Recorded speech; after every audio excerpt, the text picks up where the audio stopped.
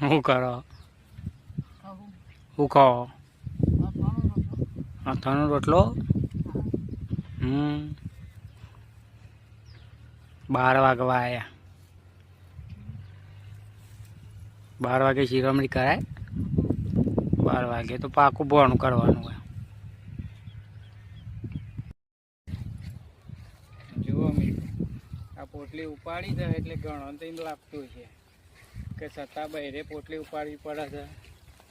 પણ મારા ભાઈઓ, ભેંસનું દૂધ ખાવું હોય ને તો પોટલીએ ઉપાડવી પડે અને બહેરાને પગે દબાવવા પડે. તો બહેરાને એકલાને મજૂરી ના કરાવાય. બહેરા અંગાથી રહો, અંગાથી ટેકો કરો ને તો જ મજા આવે. એટલું બહેરા પણ કામ ના કરાવાય.